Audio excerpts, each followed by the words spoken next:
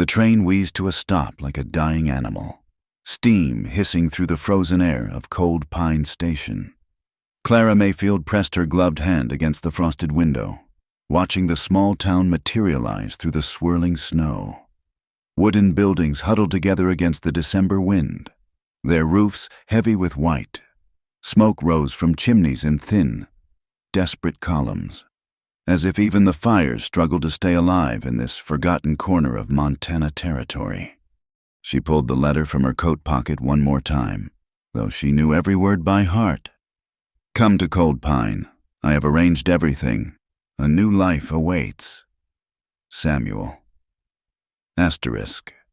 The paper was soft from handling, the ink slightly smudged where her tears had fallen 3 weeks ago when she'd first read it. Samuel Hayes, her cousin's friend who'd promised her refuge after the wedding that never happened, after the humiliation that still burned in her chest like swallowed coals. The conductor's voice cut through her thoughts. "Cold Pine. All passengers for Cold Pine. This is your stop." Clara stood, her legs stiff from the 2-day journey from Kansas City.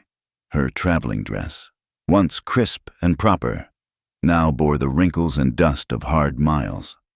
She smoothed it uselessly, knowing it hardly mattered anymore. Nothing about appearances mattered in a place where you went to disappear. The other passengers, 2 weathered men in canvas coats, and a family with 3 small children gathered their belongings with practiced efficiency. They knew where they were going. They had people waiting. Clara picked up her single valise, the leather worn soft at the corners, and followed them to the door. The cold hit her like a physical blow. Kansas winters were bitter, but this was something else entirely. This was the kind of cold that crept into your bones and made a home there, the kind that made you understand why some folks just gave up and let the white sleep take them. She pulled her wool shawl tighter, though it was like trying to hold back a river with her bare hands. The platform was nothing more than wooden planks laid over frozen mud, already slick with fresh snow. Clara stepped carefully, her city boots utterly wrong for this place. Around her, the other passengers were already being embraced, helped with bags, ushered toward waiting wagons. The family disappeared into a cluster of relatives, all talking at once. The 2 men strode off toward the saloon without a backward glance, and Clara stood alone, her breath forming small clouds in the air, scanning the few faces that remained on the platform. None of them were Samuel's. She'd only met him twice, but she'd memorized his features: thin face, nervous eyes, hands that moved constantly when he talked. She looked for those hands now, those eyes, that promise of sanctuary. "Ma'am?" A boy of perhaps 12 approached, his feet bare despite the snow. "You needn't help with that bag?"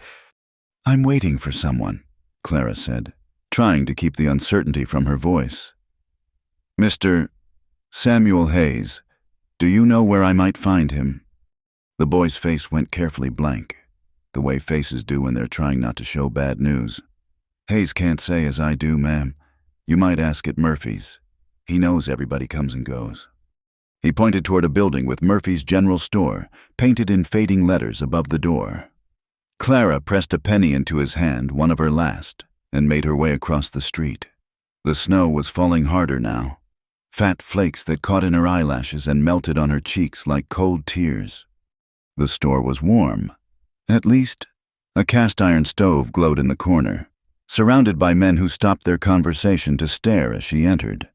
The smell hit her tobacco, wet wool, coffee, and something else, something masculine and foreign that made her aware of how alone she was, how far from home. "Help you?" The man behind the counter was massive, with arms like tree trunks and a beard that hadn't seen a razor in months. This had to be Murphy. "I'm looking for Mr. Samuel Hayes," Clara said, lifting her chin slightly. "He was supposed to meet me at the station." Murphy's expression shifted, and she saw the same careful blankness the boy had shown. "Hayes, you say—" He scratched his beard, a gesture that seemed designed to buy time. "Well now, that's— When did you last hear from him?" "Miss—" 3 weeks ago." He sent a letter telling me to come." She pulled it out again, as if the physical evidence might conjure Samuel from thin air. "He said he'd arranged everything." Murphy read the letter slowly, his lips moving slightly. When he handed it back, his eyes held something that might have been pity. "Miss, I'm sorry to tell you this, but Sam Hayes lit out of here near about a month ago. Owed money to the wrong people. From what I heard, took the eastbound train and didn't look back." The floor seemed to shift beneath Clara's feet. She gripped the edge of the counter, her knuckles white through her gloves. "But he wrote to me. He said—" "Men say a lot of things," Murphy said, not unkindly. "Especially when they're trying to solve one problem by creating another. You got folks you can wire money for a ticket back." Clara thought of the $2 silver in her purse, her emergency money. All that stood between her and complete destitution. Not enough for a ticket anywhere. And back to the whispers, the pitying looks, the slow death of spinsterhood in her sister's spare room. "No," she said quietly. "No, I don't." The men around the stove had given up all pretense of not listening. One of them, younger than the others with clothes that marked him as a ranch hand, started to rise from his chair. An older man put a hand on his shoulder, pushed him back down, and shook his head. "Well," Murphy said, "there's Mrs. Ellis runs a boarding house. Might could work something out if you're handy with cooking or cleaning." "I sew," Clara said quickly. "I'm very good with a needle. I can mend, alter, even make new if there's fabric to be had." Murphy nodded slowly. "Town could use that, certain sure. Martha Ellis, she's got a room back of her place. Was using it for storage. But it's got a stove. Might let you have it reasonable if you'd help with her mending. She's getting on, and her eyes ain't what they were." "Where would I find her?" "Just past the church. House with the yellow door. Though," he hesitated, "it's getting on toward dark. Might be better to—" "I'll go now," Clara said. She couldn't spend another penny. Couldn't accept charity from these staring strangers. She had too little left to protect as it was. She wouldn't surrender her dignity, too. Murphy drew her a rough map on a piece of brown paper. The other men watched as she picked up her valise and moved toward the door. The young ranch hand stood again, and this time the older man didn't stop him. "Ma'am," he said, "I could carry that bag for you. Snow's getting deep." Clara looked at him tall, broad-shouldered, with eyes the color of winter sky and a face that might have been handsome under all that trail dust. Everything about him screamed danger to a woman alone. Yet something in his manner, the way he kept distance between them, made her nod. "That's kind of you, Mr. Brenner," he said. "Luke Brenner." He took her bag without touching her hand and held the door open. The wind had picked up, driving snow horizontal across the empty street. Clara pulled her shawl up over her head and stepped out into the growing storm, aware of the man walking beside her, matching his longer stride to hers. They passed the church, its steeple a dark finger pointing at the heavy sky. The yellow door appeared through the snow like a promise. Luke knocked 3 solid raps that spoke of confidence Clara didn't feel. Mrs. Ellis was indeed elderly, with silver hair in a tight bun and eyes that had seen too much to be surprised by anything. She looked from Clara to Luke and back again, reading the story in their positions, the careful distance, the way he held the bag, the way Clara's shoulders stayed rigid with wounded pride. "Sam Hayes's woman?" she asked without preamble. "I was supposed to be," Clara said. There seemed no point in pretending otherwise. In a town this small, everybody would know soon enough. Mrs. Ellis stepped aside. "Well, come in before you freeze. You too, Luke Brenner. Might as well see this through." The house smelled of bread and lye soap. Clean and honest smells that made Clara's throat tight with homesickness. Mrs. Ellis led them through rooms crowded with a lifetime's accumulation photographs. Doilies, furniture that had traveled hard miles to get here. The room at the back was small but clean. A narrow bed with a quilt that had seen better days. A small stove, A table that would do for sewing. One window looking out on the snow-covered yard. It was cold now, but it would warm up. It would do. $5 a month, Mrs. Ellis said. Plus, you help with my mending and my customers when my hands pain me, which is most days now. I'll throw in 1 meal a day supper, and you can use my kitchen Sundays to cook for yourself. Clara calculated quickly. With careful work, she might make that much sewing, maybe more if the town truly needed it. Yes, she said. Thank you. Luke set her valise by the bed, then straightened. For a moment, their eyes met, and Clara saw something there, not pity, which she would have hated, but a kind of recognition. The look of someone who knew what it was to be alone in a hard place. You need wood for that stove, he said. It wasn't a question. I'll bring some by. I couldn't, Clara started, but Mrs. Ellis cut her off. Let the man fetch wood. Girl, no sense freezing your first night for the sake of pride. Luke touched the brim of his hat and left. Clara stood in the middle of her new room, her refuge, her prison, her chance to disappear, and listened to his boots fade away into the storm. Through the window, she could just make out his shape, moving through the snow with the easy stride of a man who belonged here, who knew where he was going. She wouldn't unpack yet.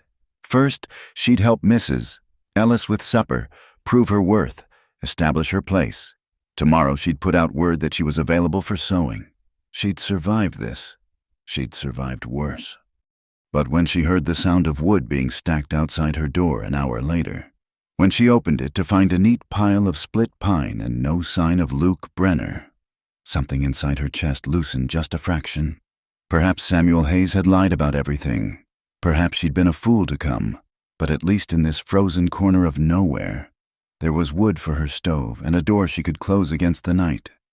Clara carried the wood inside piece by piece, building her first fire in the little stove. As the flames caught and grew, casting dancing shadows on the walls, she finally let herself sit on the narrow bed and cry, not for Samuel Hayes or the wedding that never was, but for the woman she'd been yesterday, who'd still believed in promises written on paper, in men who said they'd arranged everything. Outside, the snow continued to fall, covering the muddy streets, the rough buildings, the tracks she'd made from the station. By morning, it would be as if she'd never walked that path at all, as if Clara Mayfield had simply materialized in cold pine like a ghost, with no past and no future beyond the next seam. The next meal, the next day, survived. She didn't know that Luke Brenner stood across the street for a long moment, watching the glow appear in her window, before heading back to the saloon. She didn't know that Murphy would tell everyone to give her work, or that Mrs. Ellis had already decided to charge her only $3, but would never admit it. She knew only the sound of wind, the warmth of fire, and the weight of starting over in a place that asked no questions about who you used to be. The train whistle sounded in the distance, the same train that had brought her, now carrying its load of passengers and mail, and broken promises away into the night. Clara unpinned her hair, letting it fall around her shoulders, and prepared for her first night as whoever she would become in Cold Pine. Not Samuel Hayes's woman, not anyone's woman but her own. Just Clara, with needle and thread and the kind of determination that only comes from having nowhere else to go. The morning sun struggled through clouds heavy with the promise of more snow, casting pale light across Clara's new room. She'd slept fitfully, starting at every creak of the old house, every whistle of wind through the gaps in the window frame. Her dreams had been full of trains pulling away, of letters turning to ash in her hands, of faces she'd never see again. Mrs. Ellis was already in the kitchen when Clara emerged, her weathered hands working dough with the automatic movements of decades of practice. The older woman looked up, taking in Clara's carefully pinned hair and pressed dress, the same traveling dress. But Clara had spent an hour last night with her small iron, heating it on the stove and pressing out every wrinkle she could find. You'll want something more practical, Mrs. Ellis said, nodding at the dress. That's fine wool, but it won't last long here. I've got some calico you can have, left for my daughter. She won't be needing it." There was a story in those words. In the careful way, Mrs. Ellis didn't look at Clara when she said them. Clara had learned to recognize the shape of loss in other women's voices, the way certain words carried weight beyond their meaning. "That's very kind," Clara said. "I'll pay you back as soon as—" "No need for that. Just help me get breakfast out, and we'll call it square. The miners from the Josephine come in early, and they don't like to wait." Clara had assumed the boarding house would mean a few travelers passing through, but the dining room was full of men rough-handed, hollow-eyed men who worked the gold claims in the hills above town. They ate mechanically, shoveling in biscuits and beans and salt pork like they were feeding engines rather than bodies. Most barely looked up when she helped serve, though a few nodded politely. "Don't mind them." "Mrs." Ellis said as they cleared plates. "They're good men, most of them. Just tired. The Josephine's been playing out, and they're working deeper shifts for less yield. Half of them will move on come spring, chasing rumors of better strikes north." After breakfast, Mrs. Ellis led Clara to what she called the sewing corner, a small alcove off the main room with good light from a south-facing window. A basket overflowed with mending torn shirts, trousers with blown seams, socks that were more whole than wool. "This is just from this week," Mrs. Ellis said. "I used to keep up, but these old fingers—" She flexed her hands, the knuckles swollen with arthritis. "You do good work. Word will spread. The married women need help with their children's clothes. The saloon girls." She paused, choosing her words. "The ladies at the Golden Bell need things altered and repaired regular. They pay well and in advance." Clara understood what wasn't being said. She'd learned the geography of women's lives in towns like this. The respectable wives, the working women who did laundry and cooking, and the other kind of working women who operated in the shadows but whose money spent just as well as anyone's. "I'll take any work that's honest," Clara said. "Mrs." Ellis smiled, the first real warmth Clara had seen from her. "Good. Pride's a luxury out here. Now, I'll leave you to it. The stove needs feeding every few hours. There's wood in the box." Clara settled into the chair, picking up the first shirt. The tear was clean, probably from catching on something sharp. Easy work. She threaded her needle and began, finding comfort in the familiar rhythm. This she knew. This she could control. The needle sliding through fabric, the small neat stitches drawing edges together, making whole what had been torn. She'd been working for perhaps 2 hours when she heard the knock at the back door. 3 solid raps she recognized from yesterday. Through the window, she could see Luke Brenner standing in the yard, his collar turned up against the cold, a bundle of split wood in his arms. Clara set down her sewing and went to open the door.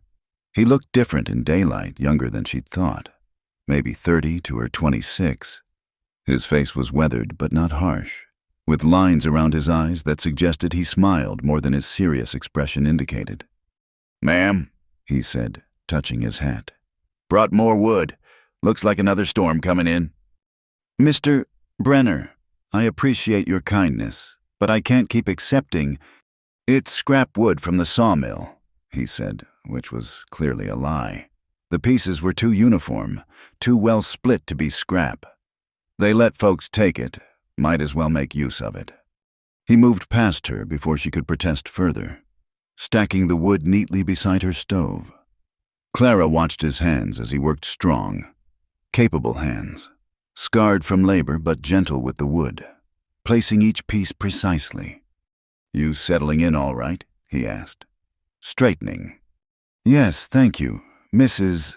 Ellis has been very kind." He nodded, looking around the small room.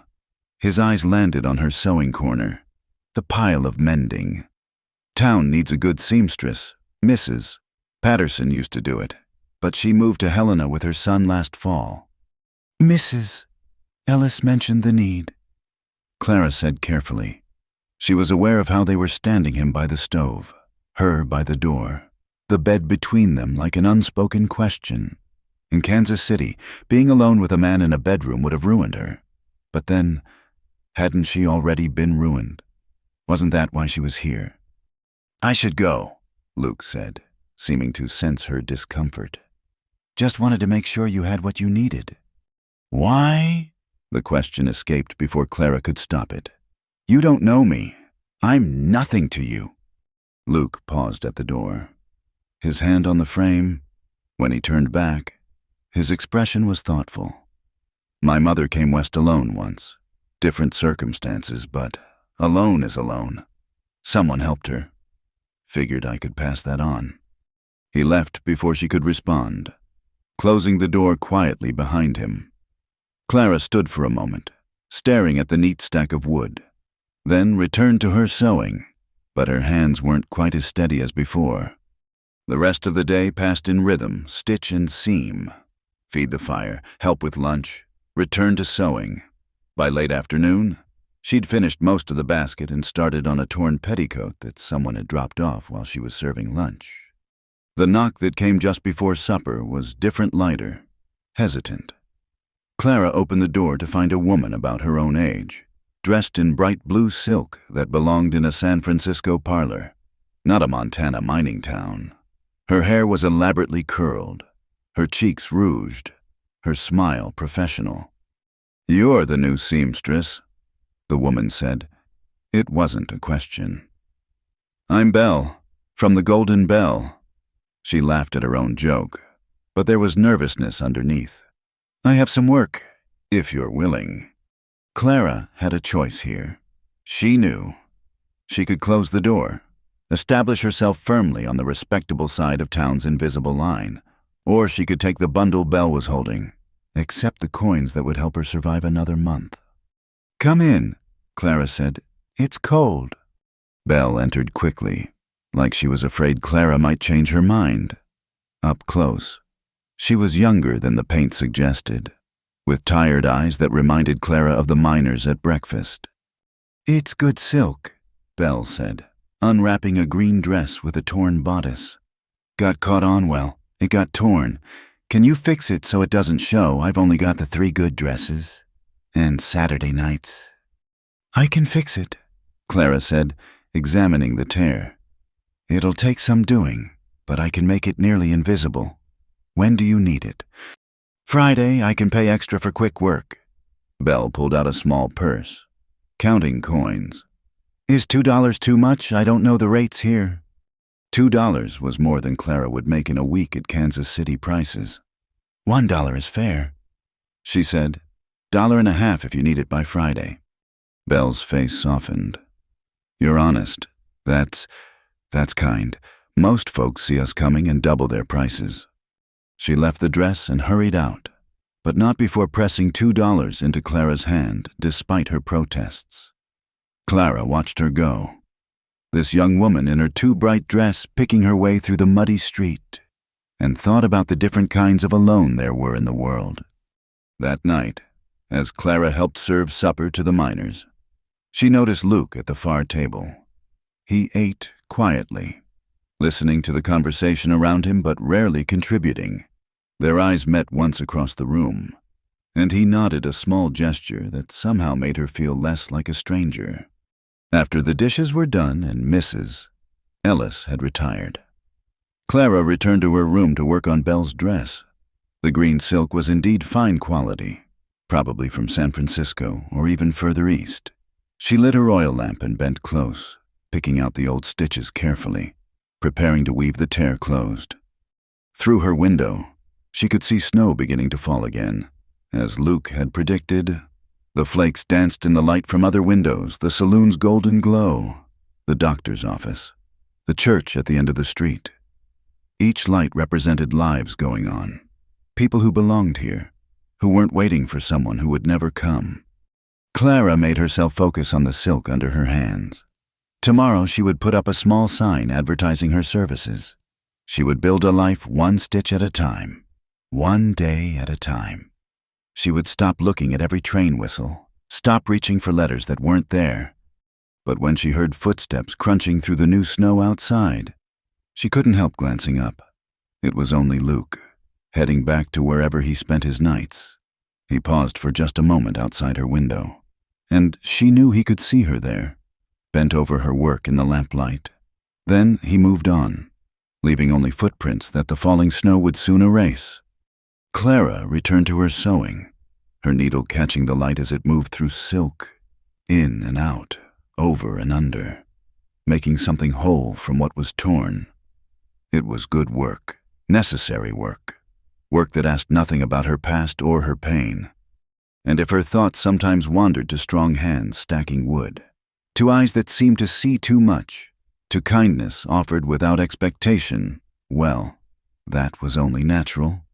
She was human, after all, and the room was cold despite the fire, and winter in Cold Pine was going to be very long indeed. She worked until her eyes burned and her fingers ached, until the saloon finally quieted and the town settled into sleep. Only then did she bank the fire, change into her nightgown, and slide between sheets that smelled of lie and loneliness. Tomorrow there would be more mending, more meals, more careful navigation of her new life. But tonight, she allowed herself one moment of something that wasn't quite hope but wasn't despair either. She thought of Luke's words about his mother, about passing kindness along. Maybe that's all any of them were doing, passing along small kindnesses like cups of water in a desert, keeping each other alive until something better came along. Or until they learned that survival itself was something better, something worthy, something that could be built one careful stitch at a time. The sign Clara posted in Murphy's store window was simple: seamstress services, mending and alterations. Inquire at Ellis Boarding House. Within days, the work began trickling in. First the miners' wives with their children's torn clothes, then the shopkeepers with shirts that needed turning. Finally, even the banker's wife with a dress that needed letting out. Clara's fingers flew over fabric, her needle flashing in the light from the south window. She developed a rhythm early morning helping Mrs. Ellis with breakfast, then sewing until her eyes burned, breaking only to help serve the noon meal. The work was hard but honest, and slowly. The coins began accumulating in the small tin box she kept beneath her bed. But it was the whispers that came with the clothes that wore on her. Heard she was jilted at the altar. Mrs. Henderson murmured to Mrs. Price, both pretending Clara couldn't hear as she pinned a hem. Left standing in her wedding dress while the whole town watched. No, Mrs. Price corrected, her voice dropping to a theatrical whisper. I heard she was already married. Ran off in the night when her husband took up with another woman. Clara kept her eyes on her work, her face carefully neutral. Let them talk. Their gossip was the price of their custom, and she needed their money more than she needed their good opinion. The truth, had anyone asked, was simpler and perhaps more pathetic. She'd been engaged to Thomas Hartwell, a clerk at her father's bank, a good match. Everyone said, steady, respectable Thomas with his neat handwriting and careful ways. They'd set the date, sent the invitations. Her dress had been fitted and ready. Then came the night she found him in the garden with her own cousin, their hands entwined, their faces guilty in the moonlight. The wedding was called off quietly, but in a city like Kansas City, nothing stayed quiet long. The whispers followed her everywhere until Samuel Hayes's letter had seemed like deliverance. Now she was here, trading one set of whispers for another. That Samuel Hayes was no good, someone said at the Golden Bell one evening. Clara had started taking her evening meal there sometimes, when the miner's rough humor grew too loud at Mrs. Ellis's. The food was simple but hot, and Bell always saved her a quiet corner table. Borrowed money from half the town before he lit out, another voice added. Said he had a woman coming from back east, needed to set up house for her. Clara concentrated on her stew, pretending not to hear, but the words burrowed under her skin like splinters. Poor thing, someone else said. Imagine coming all this way for a man who'd already run off, though I heard she's been taking in sewing from anyone who'll pay, even us girls. Nothing wrong with honest work, Bell's voice cut through sharply. Better than sitting around gossiping about folks who mind their own business. A few laughs, a shift in conversation. Clara caught Belle's eye and nodded her thanks. Strange how kindness came from unexpected quarters in a place like this. It was a week later when she saw Luke again. Really saw him rather than just glimpses on the street or across the crowded dining room. She was returning from delivering a mended coat to the doctor's house, picking her way carefully across the icy street when a group of miners spilled out of the saloon. "Well, look here," one of them slurred, stepping into her path. The seamstress who sleeps alone. He was young, drunk, his friends laughing behind him. "Bet you're lonely in that little room. Bet you'd like some company on these cold nights." Clara tried to step around him, but he moved to block her again. Her heart hammered, but she kept her voice steady. "Please let me pass." "Now that ain't friendly," he said, reaching for her arm. "Just trying to be neighborly. The lady asked you to move." Luke's voice came from behind her, quiet but carrying an edge that made the drunk man step back. "I'd listen if I were you." The miner turned, squinting. "This ain't your business. Brenner. Made it my business when you didn't listen to the lady?" Luke stepped beside Clara, not touching her but close enough that she could feel the solid presence of him. "Now you can walk away, or we can discuss this further. Your choice."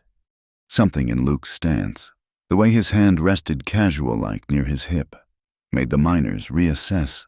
The drunk one muttered something under his breath, but his friends were already pulling him away, not wanting trouble with a man who had the look of someone who'd survived too many fights to be afraid of one more. "Thank you," Clara said when they were gone. She was shaking now, reaction setting in. "You all right?" Luke asked, finally looking at her directly. In the lamplight from the saloon, she could see concern in his eyes. "Yes, She took a breath, steadying herself. "I should have waited until daylight to deliver the coat." "Not your fault. Tom Garrett's been drinking since he lost his stake last week. He'll apologize when he sobers up, if he remembers." Luke paused. "I'll walk you back." They walked in silence through the snow-muffled streets. Clara was acutely aware of him beside her, the way he kept pace with her shorter steps, the way he positioned himself between her and the saloon doors they passed. "They talk about me," she said suddenly. "In the saloon. I know they do." Luke was quiet for a moment. "Some do," he said finally. "But talk's cheap out here. What matters is what you do, not what folks say about you." "And what do I do?" The bitterness in her own voice surprised her. "I sew clothes for women who pity me and men who think I'm—" She couldn't finish. "You survive," Luke said simply. "You work honest. You help Mrs. Ellis, who needed it more than she'd ever say. You treat Belle and her girls like human beings when half the town won't." He glanced at her. "That matters more than talk." They'd reached the boarding house. Clara turned to face him, studying his face in the dim light. "Why do you care what happens to me?" Luke met her gaze steadily. "Already told you, someone helped my mother once. That's not an answer. It's the only one I've got." But something in his eyes suggested otherwise, something that made Clara's breath catch. She went inside without another word, but stood at her window watching as he walked away. His footprints in the snow led straight and sure. A man who knew where he was going. She envied that certainty. The next morning brought Belle again, this time with 2 other girls from the Golden Bell. They came to the back door like thieves, bundles of silk and satin clutched in their arms. "We heard you do good work." One of them, a redhead who introduced herself as Ruby, said, "Fair prices, too. Not everyone's fair with us." Clara let them in, served tea from Mrs. Ellis's kettle, and listened as they chattered about fabric and fashion, about missing home and making do. They were younger than she'd expected, these painted women who the town whispered about. Just girls, really, trying to survive in their own way. After they left, leaving her with enough work to keep busy for a week and payment in advance, Clara sat among the pools of colored silk, and thought about Luke's words, about survival, about what mattered. That evening at dinner, she noticed the talk had shifted.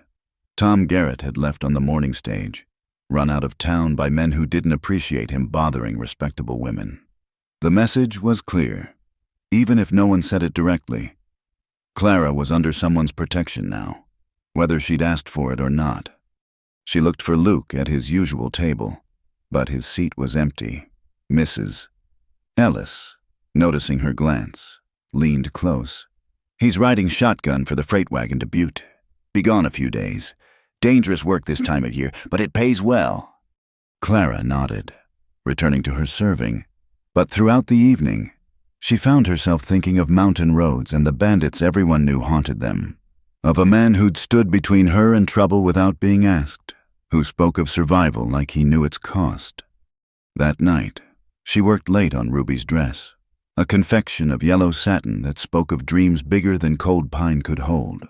The house was quiet, the miners long abed. When she heard it, the slow rumble of wagon wheels, the jingle of harness, she moved to the window and saw the freight wagon rolling down Main Street, its load covered with canvas and snow. Two figures sat on the high seat, wrapped in heavy coats against the cold, even bundled as he was.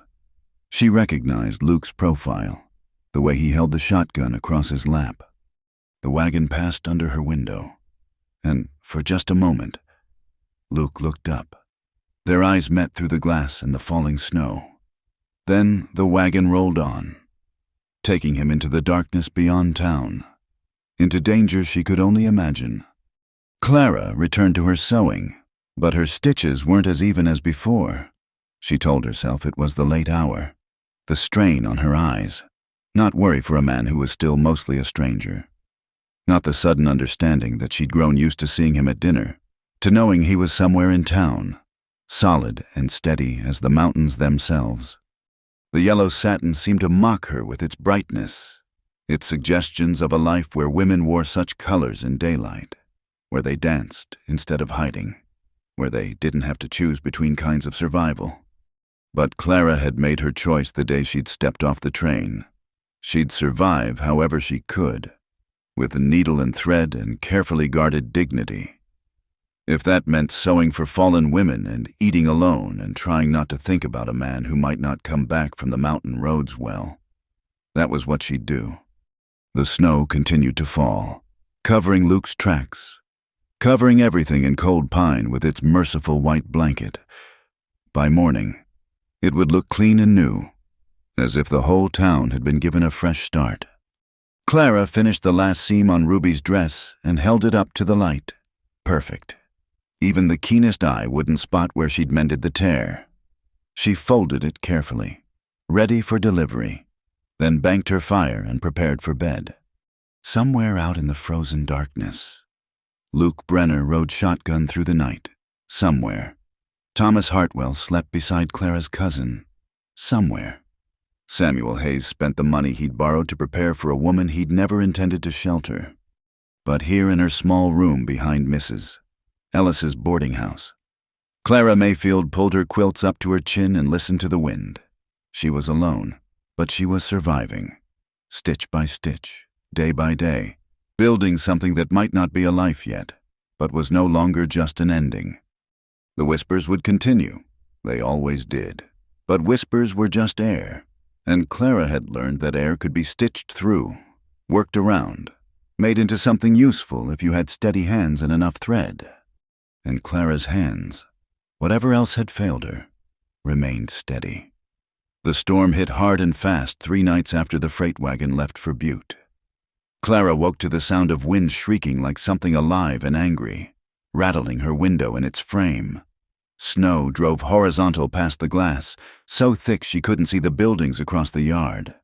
She dressed quickly in the dark, her fingers numb with cold despite the banked coals in her stove. The temperature had dropped so fast that ice formed on the inside of her window, delicate patterns that would have been beautiful if they hadn't meant danger for anyone caught outside. In the main house, Mrs. Ellis was already up, stoking the big stove in the kitchen. "Bad one coming," she said without preamble. "Might last days." We'll need to keep the fires going constant, or the pipes will freeze. They worked together through the pre-dawn hours, preparing what food they could in case the storm lasted. The miners stumbled down for breakfast, quiet and grim. Everyone knew what a storm like this meant for anyone on the mountain roads. "That freight wagon make it to Butte," one of them asked Murphy, who'd come in shaking snow from his coat. Murphy's face was carefully neutral. "Should've, if they pushed hard. But coming back," he didn't finish. Didn't need to. Clara kept her hands busy with plates and coffee, trying not to think about two men on a wagon seat, fighting through white blindness and killing cold. But when someone mentioned avalanches, her hand shook so badly she nearly dropped the coffee pot. The storm raged through the day and into the night. The boarding house groaned under the wind's assault, and snow piled against the doors until they had to dig out just to keep them clear. Clara worked on her sewing by lamplight, but her mind wasn't on the stitches. It was near midnight when she heard a sound that didn't belong to the storm. Voices, urgent and sharp, then pounding on the front door. Clara grabbed her shawl and hurried to the main room, where Mrs. Ellis was already lifting the bar. Two men stumbled in, supporting a third between them. Snow covered them so thick they looked like moving snowmen, but Clara recognized one of them, Jim Hayes, who ran the livery stable. "Found them on the road," Jim gasped, his teeth chattering. "Wagon went off at Devil's Turn. This one's hurt bad." The injured man's head lolled forward, hat gone, dark hair matted with snow and something darker, blood, even before they lowered him to the floor. Clara knew who it was. "Luke," she breathed, dropping to her knees beside him. Horse spooked in the whiteout. The other man, the freight driver, explained through blue lips. "Went right over the edge. We rolled twice before hitting trees. Luke, he pushed me clear, but he got caught under the wagon. Mrs. Ellis was already sending someone for Dr. Morrison, others for hot water and clean cloth, but the storm was so fierce." Clara could hear men arguing about whether the doctor could even make it from his house. "Bring him to my room," Clara said, surprising herself with the steadiness of her voice. "It's warm, and there's space to work." Nobody questioned her, which might have been surprising if she'd had time to think about it. They carried Luke through the house, leaving a trail of snow and blood. In her small room, they laid him on her bed, the one piece of furniture big enough to hold him. In the lamplight, she could see the damage, a gash along his hairline that bled freely, his left shoulder sitting at an angle that made her stomach turn. His clothes were soaked through, his skin pale as the snow outside. "Get those wet things off him, Mrs. Ellis ordered. "All business now. He'll die of the cold before the injuries get him." Clara hesitated only a moment before reaching for the buttons of his coat. This was no time for modesty.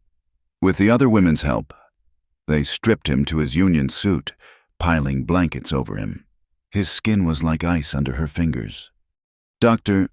Morrison arrived eventually, snowblind and cursing, but he came. He set Luke's shoulder with a sound that made Clara bite her lip hard enough to taste blood. He cleaned and stitched the head wound, checked for other injuries. "Concussion, certain," he said, washing his hands in the basin. "Maybe some ribs cracked. The cold might have saved him, slowed the bleeding.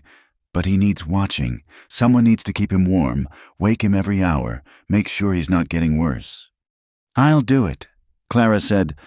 The doctor looked at her, then at Mrs. Ellis, some silent communication passing between them. "It's not proper. A young woman." "Proper?" Clara's voice came out harder than she'd intended. "Was it proper when he stood between me and trouble, when he brought me wood so I wouldn't freeze? I'll sit with him." Nobody argued after that. The men filed out, the doctor leaving instructions and promising to return when the storm allowed. Mrs. Ellis brought extra blankets, coal for the stove, a pot of coffee. "You sure about this, girl?" she asked quietly. Clara looked at Luke, so still in her bed, a dark bruise already spreading across his temple. He didn't leave me alone in the cold. I won't leave him. Mrs. Ellis squeezed her shoulder and left, closing the door on gossip and propriety and everything but the necessity of keeping Lucas Brenner alive through the night. Clara pulled her chair close to the bed, close enough to reach out and touch his forehead, checking for fever. His skin was warmer now, but not dangerously so. In sleep. His face had lost its careful guard. He looked younger, vulnerable in a way that made her chest tight. She tried to wake him after an hour, as the doctor had instructed. "Luke, Mr. Brenner, you need to wake up for a moment." Nothing.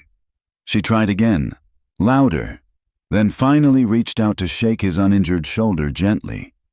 His eyes fluttered open, unfocused and confused. "Clara." His voice was rough, uncertain. "Yes, you were in an accident. You're safe now. Can you tell me your full name?" He frowned, thinking through fog. "Lucas James Brenner." His eyes found hers, seeming to really see her now. "You're in my room." "You're in my room," she corrected gently. "Now go back to sleep. I'll wake you again in an hour." He closed his eyes obediently, but his hand moved on the blanket, searching, without thinking. Clara covered it with her own, his fingers curled around hers, holding on like she was an anchor in rough seas. The night crawled by in hour-long increments. Each time she woke him, he seemed a little clearer, though he always looked for her first, always reached for her hand. The storm continued its assault on the walls, but inside the small room, there was only the crackle of the fire, the sound of breathing, the strange intimacy of keeping watch. Near dawn, Luke woke on his own, his eyes clearer than they'd been all night. "Clara," he said, and it wasn't a question this time. "I'm here." He looked around slowly, taking in the room, the situation. This is going to cause talk. Let them talk." She was too tired to care, too relieved that he was lucid. "How do you feel?" "Like a mountain fell on me." He tried to shift and winced, which might not be far from truth. "Jim." "Safe. You pushed him clear when the wagon went over." "Good." He was quiet for a moment. "You've been here all night." "Someone had to keep you from dying. You're heavy. It would have been inconvenient to move you." A ghost of a smile crossed his face. "Practical. Always." He studied her face, seeming to really see her for the first time, the shadows under her eyes, her hair coming loose from its pins, the way she still held his hand like it was the most natural thing in the world. "This isn't proper," he said softly. "No," Clara agreed. "It's not. But proper didn't keep you warm. Proper didn't clean your wounds or watch for fever." She felt tears threatening, exhaustion and relief overwhelming her control. Proper is for people who have the luxury of choices. Luke's fingers tightened on hers. "Clara." "No," she cut him off. "Don't say whatever you think you need to say. Don't apologize or explain or make promises. Just heal. That's all I need from you." He watched her for a long moment, something shifting in his expression. "All right," he said finally. "But when I'm healed, when I can stand without the room spinning, we're going to talk. Fine." She pulled her hand free, needing distance. "Now sleep. Real sleep this time. The doctor will be back to check on you when the storm breaks." Luke closed his eyes, but she could tell he wasn't sleeping. Neither of them spoke, though, and gradually his breathing deepened, evened out. Clara stayed in her chair, watching the snow fall past her window, thinking about choices and propriety and the weight of a hand in hers. The storm broke near noon, the wind dying to nothing so suddenly it seemed loud. Dr. Morrison returned, pronounced Luke likely to live, and arranged for him to be moved to a room in the main house where he could be tended more properly. As they prepared to move him, Luke caught Clara's wrist. "Thank you," he said simply. She nodded, not trusting her voice. Then he was gone, carried out by the same men who'd brought him in, leaving behind only blood on her sheets and the memory of his hand in hers. Clara stripped the bed mechanically, bundling the stained linens for washing. The room felt too empty, too quiet. She could hear voices in the main house, people coming to check on Luke, to hear the story of his heroics on the mountain road. She didn't join them. Instead, she remade her bed with fresh sheets, built up her fire, and returned to her sewing. But her hands shook on the needle, and she had to pick out more stitches than she set. Outside her window, the sun emerged for the first time in days, making the snow-covered world glitter like diamonds. It was beautiful and cold and clean, as if the storm had washed everything away and left a blank page. But Clara knew better. Nothing was ever truly washed away. The blood was in the fabric now, the memory of weight in her bed, the ghost of fingers wrapped around hers. Whatever happened next, she'd crossed a line in the dark hours of the storm, and there was no going back. She picked up Belle's newest dress, green velvet this time, and forced herself to focus on the torn hem. One stitch at a time, one breath at a time, one day at a time. And if her thoughts kept drifting to the main house, to a man with dark hair and careful eyes who'd pushed someone else clear at his own expense, well, that was between her and the empty room, and the God who'd stopped listening to her prayers the night she'd found Thomas in the garden with another woman. But maybe, just maybe, he'd started listening again in a blood-stained room while the storm raged. Maybe grace came in strange packages in the weight of an injured man, in the curl of fingers in the dark, in the simple act of staying when it would have been easier to go. Clara bent over her sewing and let that possibility warm her more than any fire could. Luke stayed in the main house for 3 days, and Clara found reasons to avoid that part of the building.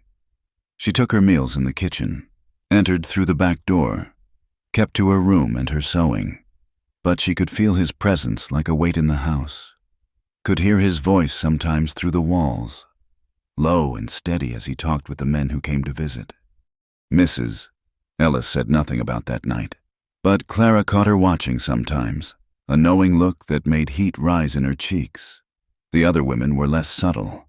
They whispered when she passed, fell silent when she entered rooms, watched her with the avid curiosity of those who scented scandal.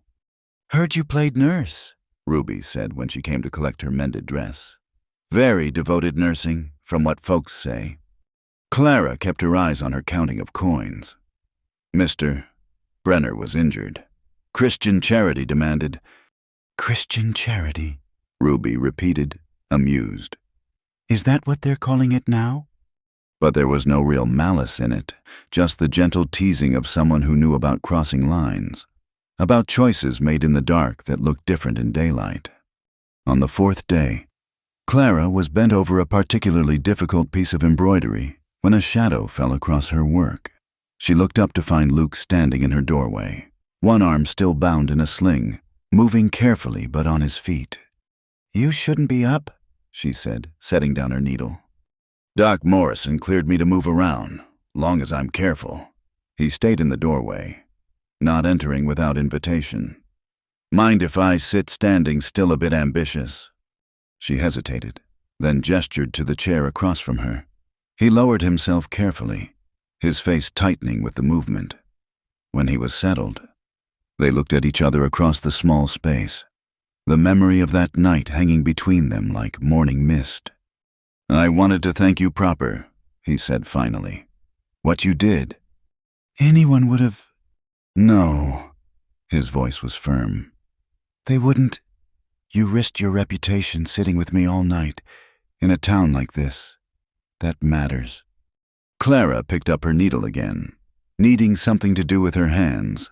"My reputation was already in question. A woman who comes west chasing a man who doesn't exist isn't starting from a position of respectability." "You came west to start over," Luke corrected. "Nothing shameful in that." She made a careful stitch, then another. "Why are you here, Mr. Brenner?" "Luke," he said. "Think we're past formalities, don't you?" She looked up at that, meeting his steady gaze. Are we? I'd like to be. He shifted, wincing slightly. Clara, I'm not good with words. Never have been. But I know what I owe you. And I know. He stopped, seeming to gather himself. I know I don't want to be just another man who passes through your life and leaves you with nothing but whispers. The needle slipped, pricking her finger. She watched the bead of blood form, bright against her pale skin. What do you want, then? Time, he said simply. A chance to court you proper, or as proper as things can be, considering how we started. Clara set down her sewing entirely, folding her hands in her lap. Court me! You barely know me! I know you're strong. Know you're kind, seen how you treat Belle and her girls, how you help Mrs. Ellis. Know you work hard. Don't complain. Don't ask for more than what's fair. He paused. And I know when you held my hand through that night. It was the first time I felt warm in longer than I can remember. The words hung in the air like dust motes in sunlight. Clara found she couldn't look at him, couldn't process the offer he was making. A proper courtship. As if she were still the banker's daughter in Kansas City. As if she hadn't been marked by scandal and abandonment and desperate choices. I'm not. She stopped, started again. I don't trust easily anymore, and I won't be any man's convenience, no matter how it's dressed up. Not asking you to trust me yet, Luke said, just asking for the chance to earn it. And Clara, he leaned forward slightly. You could never be convenient. Convenient doesn't sit up all night with a man who might die. Convenient doesn't fight to make a life in a place that doesn't make anything easy. She did look at him then, searching his face for the lies she'd learned to expect. But there was only steady honesty in his gray eyes, the same steadiness she'd felt in his hand that night. How? She asked. How does one court in a place like this? A small smile crossed his face, the first she'd seen from him. Carefully, publicly, I thought maybe I could walk you to church on Sundays, sit with you at meals sometimes, help with heavy work when you need it. He paused. Let folks see that you're under my protection, but respectable like. Let them get used to the idea of us. And what if there is no us? Clara asked. What if you decide I'm not worth the effort? What if I decide I can't? She stopped, unable to voice her fears. Then we part as friends, Luke said. No harm done, no promises broken. But Clara, I'm not Samuel Hayes. I don't make offers I don't intend to keep. She believed him. That was the terrifying part. Despite everything, she believed him. I have work to do, she said finally. Belle needs this dress by tomorrow. Luke took the deflection for what it was, not a refusal, but a need for time. He stood carefully, favoring his injured side. I'll be at supper tonight. Would be pleased if you'd sit with me. After he left, Clara sat staring at her sewing without seeing it. A chance to court proper. It seemed like something from another life. The life where she'd believed in promises and planning and men who said what they meant. But Luke had pushed another man clear at his own expense. Had brought her wood without being asked. Had held her hand in the dark like it was an anchor. Maybe that counted for something. Maybe action spoke truer than any promises. That evening, when she entered the dining room with the supper plates, Luke was at his usual table. But this time, the chair beside him was empty. He looked up when she approached, a question in his eyes. Clara set down the plates she was carrying, aware of every eye in the room on her. Then, moving deliberately, she took the empty chair beside him. The silence in the room was deafening for a moment. Then Murphy cleared his throat and asked about the weather, and conversation resumed, careful and stilted but moving forward. Pass the salt, Luke asked, his voice carefully neutral, but she could see the pleased light in his eyes. Clara passed the salt. It was such a small thing, sitting beside a man at supper, but in a town like Cold Pine, small things carried weight. By choosing that chair, she'd made a statement. Not a promise, not yet, but a possibility. Mrs. Ellis served the rest of the meal, a small smile playing at her lips. Some of the miners nodded at Clara with new respect. Others watched with speculation, already spinning stories about the seamstress and the freight guard. But Clara found she didn't care about the whispers as much as she'd thought she would. Let them talk. She was tired of living for other people's opinions, tired of guarding against judgments that came regardless of what she did. "Good stew tonight," Luke commented, as if this were any normal meal. Mrs. Ellis added extra pepper," Clara replied, matching his casual tone. "Says it helps with the cold." They talked about nothing: the weather, the news from Butte, the possibility of the railroad extending further into the territory, safe topics that meant nothing and everything under the table. Careful not to touch, their hands rested inches apart. After supper, Luke walked her to her door. Not inside, just to the door, where anyone could see them. Proper, respectful, careful. "Thank you," he said simply. "For what?" "For taking the chair." Clara looked up at him, this man who moved through the world with such careful strength, who offered courtship like a gift she could accept or refuse. "It's just a chair," she said. "No," Luke said softly. "It's not." He touched the brim of his hat and walked away, leaving her standing in her doorway. Clara watched him go, then stepped inside and closed the door on the cold night and the watching eyes and the weight of possibilities. At her sewing table, Belle's green dress waited. Clara picked up her needle and began to work, her stitches steady and sure. Outside, she could hear the sounds of Cold Pine settling into evening laughter from the saloon. A dog barking, someone playing a fiddle with more enthusiasm than skill. It was just a chair, just a meal, just a man who kept his word and moved carefully through the world. But as Clara worked through the evening, she found herself humming something she hadn't done since leaving Kansas City. A tiny sound in a small room, barely audible over the pop of the fire. But it was there, fragile as spring ice, persistent as the stitches that built a dress one thread at a time. Hope, perhaps, or just the absence of despair, in a place like Cold Pine. Sometimes that was enough. The courtship, such as it was, proceeded with the careful deliberation of people walking on new ice. Luke appeared each Sunday morning to walk Clara to church, his arm offered with formal propriety. They sat together through Reverend Miller's lengthy sermons, Clara aware of the space between them on the pew, close enough for propriety, far enough for decorum. 3 weeks passed this way. 3 weeks of shared meals, of brief conversations in doorways, of Luke carrying her basket back from Murphy's store. The town watched and whispered, but gradually the novelty wore thin. Clara and Luke became just another part of Cold Pine's landscape, unremarkable as snow in January. It was on a particularly bitter Tuesday when everything shifted. The storms had been rolling through in waves, each one leaving the town more buried, more isolated. The mountain passes were closed. Mail hadn't come through in over a week, and supplies were running low. Clara was in her room, working on a wedding dress for the banker's daughter, yards of white silk that seemed to mock her with its pristine promise when Mrs. Ellis knocked. "Storm's getting worse," the older woman said.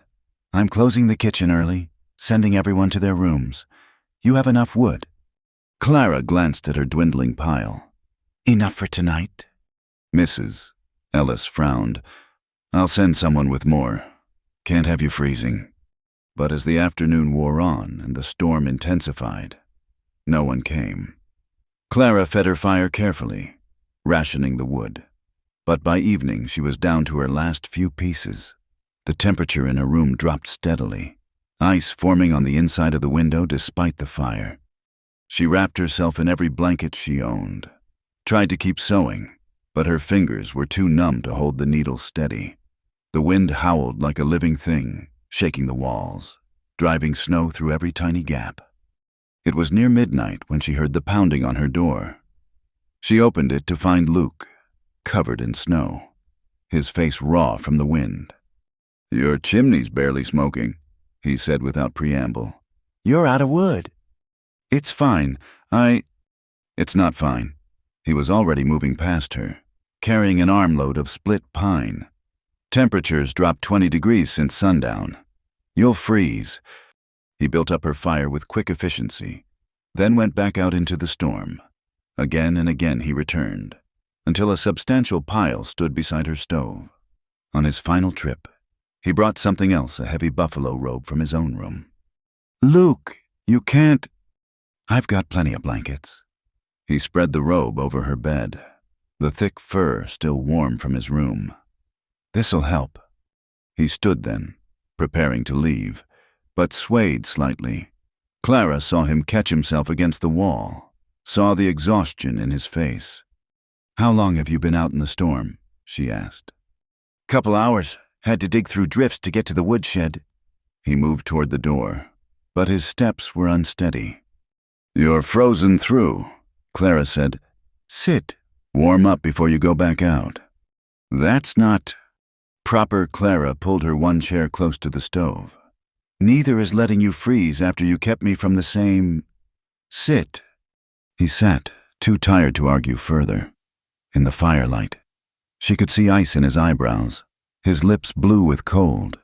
Without thinking, she poured coffee from the pot she kept on the stove, pressed the cup into his hands. Drink. They sat in silence. Luke in the chair, Clara on the edge of her bed, the storm raging outside. The room was warming now, the new wood crackling in the stove. Gradually, the ice melted from Luke's eyebrows. Color returned to his face. Better? Clara asked. Much. He set down the empty cup, started to rise. I should. The wind chose that moment to slam into the house with renewed fury. Something crashed outside, lumber from the construction site. Maybe, or someone's roof. The walls shuddered, and Clara's window, already weakened by the cold, cracked with a sound like a gunshot.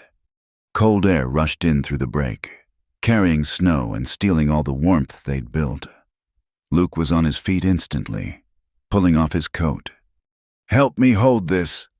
He pressed the coat against the window while Clara grabbed blankets to stuff around the edges. They worked together, fighting the wind. But it was a losing battle. The crack was spreading, the old glass giving way. You can't stay here, Luke said finally. That's going to shatter completely before morning. Clara looked around her small room, at her sewing scattered on the table, her few possessions. I have nowhere else. My room, Luke said. It's warm, windward side of the house. Windows are solid. Luke, I can't. You can't stay here. His voice was firm. You'll freeze, or that glass will blow in and cut you to pieces. Get what you need for the night. She wanted to argue, but another gust sent more cracks spidering across the glass. Pride was a luxury she couldn't afford. Not tonight. Clara grabbed her sewing basket, a change of clothes, the small Bible that had been her mother's. Luke wrapped the buffalo robe around her shoulders, then guided her out into the hallway. The main house was dark. Everyone hunkered down to wait out the storm. His room was on the second floor, larger than hers, with a good stove already glowing warm. It was also unmistakably male leather and wool and the faint scent of tobacco. A rifle stood in the corner, extra boots by the door, but it was clean, orderly, with a quilt on the bed that looked handmade. My mother's, Luke said, noticing her gaze. One of the few things I kept. Clara stood in the middle of the room, suddenly aware of what she'd done. She was in a man's bedroom, at night, unchaperoned. If anyone knew. I'll sleep in the chair, Luke said, reading her thoughts. You take the bed, door stays unlocked so there's no question of. He gestured vaguely. In the morning, we'll tell Mrs. Ellis about the window. She'll understand. Luke. It's just shelter. Clara, just keeping you safe from the storm. He pulled blankets from a chest, began making himself a pallet near the stove. Nothing more than that unless you say otherwise. Clara watched him arrange his makeshift bed. This man who'd spent hours in a blizzard to bring her wood. who now gave up his bed without expectation or demand. Something in her chest, frozen since that night in Kansas City, began to thaw. "You asked me once," she said quietly, "why I came west, the real reason." Luke stopped what he was doing, turned to face her. "I was engaged," Clara continued, the words coming easier than she'd expected. "Thomas Hartwell. A good match. Everyone said, steady, respectable. We'd known each other since childhood." She sat on the edge of the bed, hands folded. "3 nights before the wedding, I found him in the garden with my cousin Margaret. They were, well, it was clear they'd been meeting for some time." Luke said nothing, just listened. The wedding was called off, quietly, but everyone knew. The whispers started immediately. "Poor Clara," they said, "should have seen it coming. Should have been prettier, livelier, more something." She looked up at him. "Samuel's letter seemed like escape, a chance to go where no one knew my shame. But that was just another lie, wasn't it?" "Their shame," Luke said quietly. "Not yours. Man who can't keep his word. Woman who betrays her own kin, that's on them, not you." Clara felt tears threaten, pushed them back. "I don't trust easily anymore. Don't believe in promises or plans or men who say pretty things." "Don't blame you." Luke moved closer, still keeping respectful distance. "But Clara, not all promises are lies. Not all men are Thomas Hartwell or Samuel Hayes. How do I know you're different?" Luke considered the question seriously. "You can't. That's what trust is, taking the chance that someone will be who they say they are." He paused. "All I can do is show you, day by day. Keep bringing wood. Keep walking you to church. Keep choosing to be the man I want to be. Not the easy thing." "And what kind of man is that?" "The kind who sleeps in a chair so you can have the bed. The kind who courts you proper even when the whole town's watching. The kind who—" He stopped, seemed to gather himself. "The kind who thinks you're worth waiting for, no matter how long it takes for you to believe it too." The wind howled outside, but in the warm room, there was only silence. Clara felt exposed, vulnerable, but also strangely free. She'd spoken her shame aloud, and the world hadn't ended. "Thank you," she said softly. "For the wood, for the room, for listening." "Always," Luke said simply. They prepared for sleep with careful propriety. Clara behind the dressing screen Luke set up, him turned away. When she emerged in her nightgown and wrapper, he was already settled in his chairbed, eyes closed. Clara slipped into his bed, smelling faintly of leather and pine. The buffalo robe was heavy and warm, the quilt soft with age. She lay listening to the storm, to Luke's steady breathing, to the beat of her own heart. "Luke," she whispered into the darkness. I'm not ready to trust, not yet, but I'm starting to think maybe I could be, someday." She heard him shift in his blankets. "That's enough, Clara, that's more than enough." The storm raged on, but inside the warm room, peace settled like snow. Clara closed her eyes, safe in a man's bed but untouched, unclaimed, free to choose when and if she ever would be. Outside, her window finally shattered, sending glass and snow into her empty room, but Clara didn't hear it. She was already asleep, wrapped in buffalo fur and the strange, unexpected comfort of being known. Dawn came pale and hesitant through Luke's solid windows, the storm finally spent. Clara woke to the sound of movement, found Luke already dressed and stoking the fire. He turned when he heard her stir. "Morning," he said quietly. "Storm's past. I'll go check your room, see about that window." Clara sat up, holding the buffalo robe around her shoulders. In daylight, the impropriety of the night seemed magnified. "Luke, what will people—" "People will know your window broke in a blizzard," he said firmly. "Mrs. Ellis already knows met her in the hall earlier. She's having Murphy board up the window today." He paused at the door. "Take your time dressing. I'll make sure the way's clear." But of course, nothing stayed secret in Cold Pine. By the time Clara made it down to breakfast, dressed and proper as she could manage, the dining room was buzzing with whispers. She kept her head high, served plates with steady hands, refused to acknowledge the stares. It was Mrs.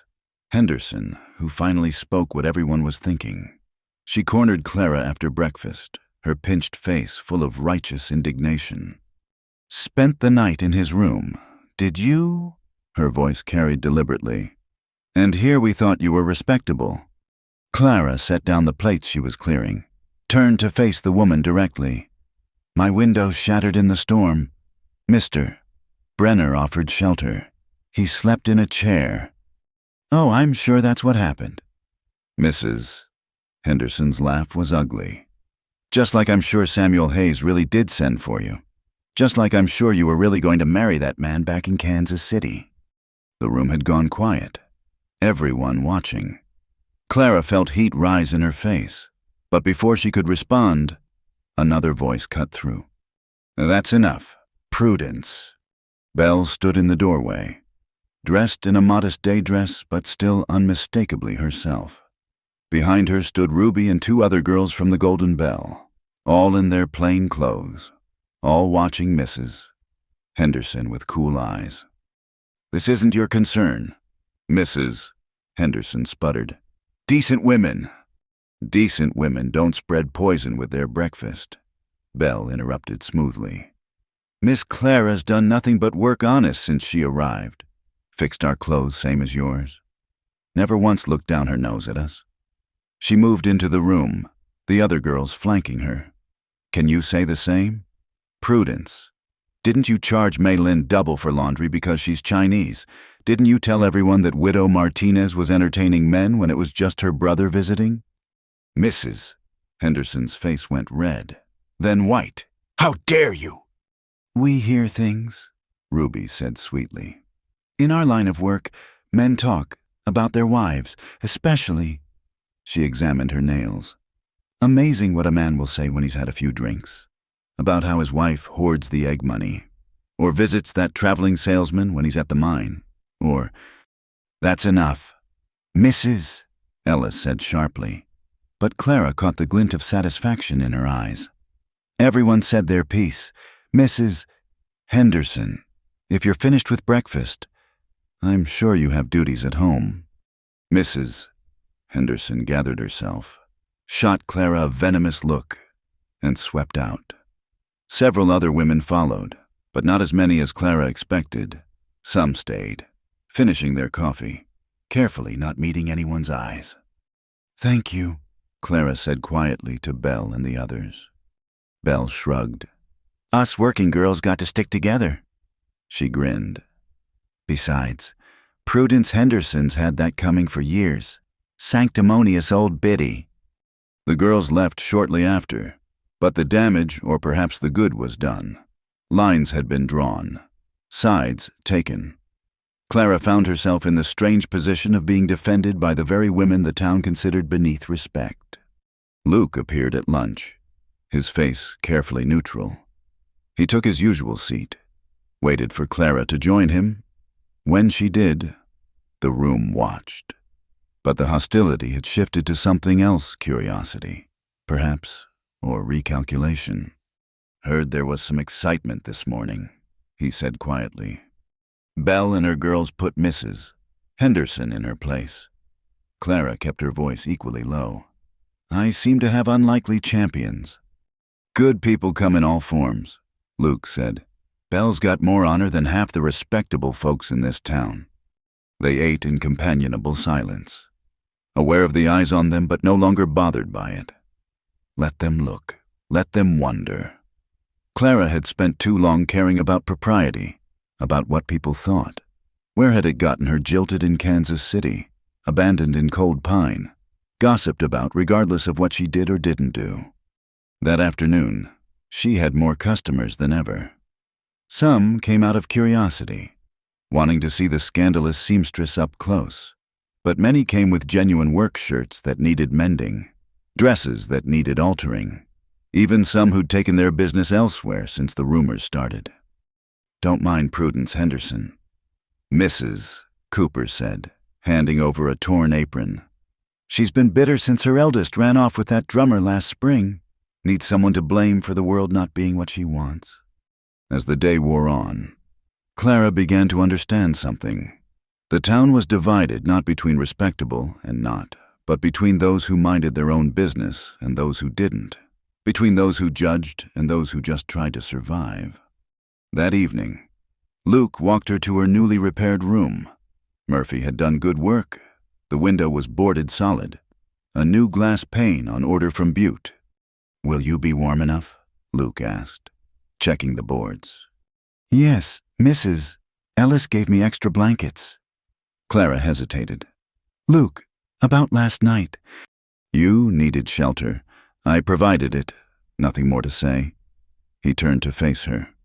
"Unless you want there to be—" She looked at him. This man who kept showing up, kept offering safety without price, kept being exactly who he appeared to be. "Belle called us working girls. Said we had to stick together." "Smart woman, Belle." "She included me in that. A seamstress and the saloon girls, all working girls together." Clara smiled slightly. "Mrs. Henderson nearly fainted." "Good." Luke's voice was firm. "You work honest. You survive. That's all anyone can do out here." He moved toward the door, then paused. "Clara, I'm proud to walk with you to church. Proud to sit with you at meals. Don't care who approves or doesn't." After he left, Clara sat at her sewing table, working on the banker's daughter's wedding dress, white silk under her fingers, symbol of purity, of promises, of fresh starts. She'd thought she'd never be able to work on such a thing without bitterness. But tonight, the stitches came easy. Tonight, she thought about Belle standing up to Mrs. Henderson, about Luke sleeping in a chair to keep her safe, about Mrs. Cooper bringing her mending and saying to ignore the bitter voices. The town would talk. They always had, always would. But Clara was beginning to understand that the talk said more about the talkers than about her. She was a seamstress, a working girl, a woman who'd survived abandonment and heartbreak and was building something new with needle and thread and carefully guarded hope. Through her boarded window, she could hear the sounds of cold pine settling into evening, piano music from the Golden Bell, laughter from the saloon, a baby crying somewhere, a dog barking, life going on despite storms and gossip and broken windows. Clara smiled, her needle flashing in the lamplight. Let them talk. She had work to do, a life to build, and maybe, just maybe, a man worth learning to trust. The rest was just noise, and Clara had learned to work through worse sounds than whispers. She hummed as she sewed, the wedding dress taking shape under her hands. Tomorrow there would be more talk, more choosing of sides, more careful navigation of a town's complicated morality. But tonight, she was warm and safe and surprisingly content. Belle had been right. Working girls did need to stick together. And Clara Mayfield, seamstress of Cold Pine, was proud to be counted among them. Spring came late to Cold Pine, creeping in with muddy streets and the sound of snow sliding off roofs. The passes opened gradually, bringing mail and supplies and news from the outside world. Clara had been in town 4 months now, long enough to have regular customers, a routine, a place. Long enough to know that Luke Brenner was exactly who he appeared to be: steady, honest, patient as the mountains themselves. They'd continued their careful courtship through the rest of winter. Sunday walks to church, shared meals, conversations in doorways. He helped her move furniture when she rearranged her room. She mended his shirts with extra care. Small things. But in a place like Cold Pine, small things added up to something larger. It was a Tuesday afternoon when everything shifted. Clara was working on a christening gown for the doctor's new grandchild when Luke appeared in her doorway. He usually didn't come by during working hours, and something in his face made her set down her needle. "What is it?" she asked. "Got a letter," he said, holding up an envelope. "From the ranch up in the high country. They're offering me a job, foreman position, good money, steady work." Clara felt something cold settle in her chest. That's wonderful news." "It's a live-in position," Luke continued, watching her carefully. "Man who takes it needs to live on the ranch. They prefer married men more stable, they say less likely to drift." The room seemed to shrink around them. Clara picked up her needle again, needing something to do with her hands. "When would you need to leave?" "That's the thing." Luke moved into the room, took the chair across from her. "I haven't accepted yet. Wanted to talk to you first." "Me? Why would you?" "Clara." His voice was gentle but firm. "We've been dancing around this for months now. I think you know why." She did know. Of course she knew. It was in every look, every careful touch, every patient moment between them. But knowing and saying were different things. "I'm not ready," she said quietly. "Luke, I care for you, but I'm not ready to—" "I know." He leaned forward, elbows on his knees. "That's why I wanted to talk. See, if I take this job, I'll be gone, up in the mountains, only coming to town once a month for supplies.